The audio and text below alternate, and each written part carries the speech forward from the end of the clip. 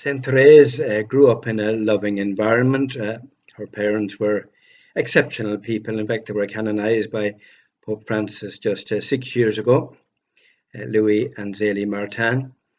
Therese said of them, God gave me a father and mother more worthy of heaven than of earth. They had 9 children, 4 of whom died very young, all born before Therese, who was the youngest. 3 of them died in infancy, another at 5 years of age. Now that must have caused unimaginable heartbreak to both parents, and while Zélie, the mother, kept a calm outward appearance, in fact, Pauline, her eldest, says her heart was broken. Home life was intensely religious. Prayer was part of every day. Mass was all important, even on a daily basis when that was unusual at the time. One of the daughters, Pauline, said, our parents always seemed like saints to us. We were filled with reverence and admiration for them. Now, for several years, Zélie, Therese's mother, had a severe illness which she kept quiet about until it was too late. She developed breast cancer and was unable to nurse Therese when she was born. And in the end, Zélie died at the age of 46, when the 5 children were still young and Therese herself was only 4 years of age.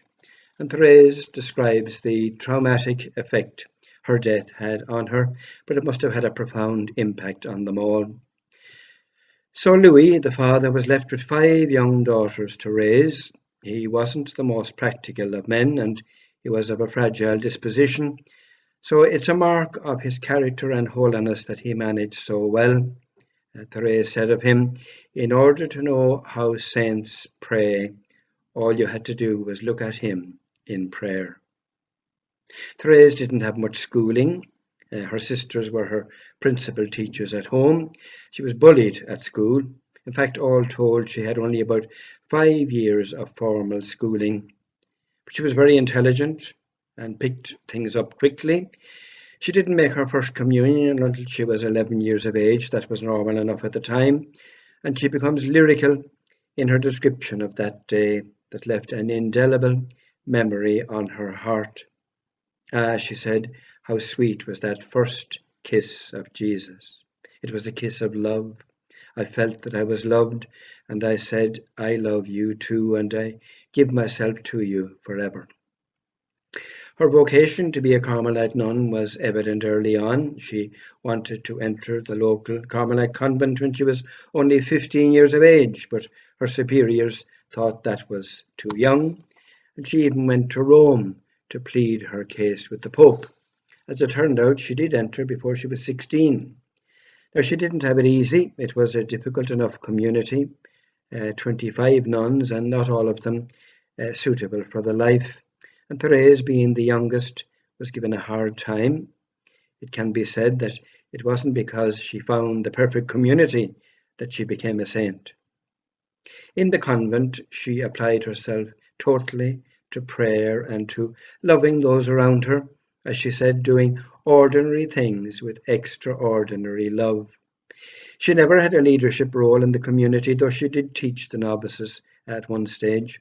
And when she was only 23 years of age, she contracted TB, which was incurable at the time.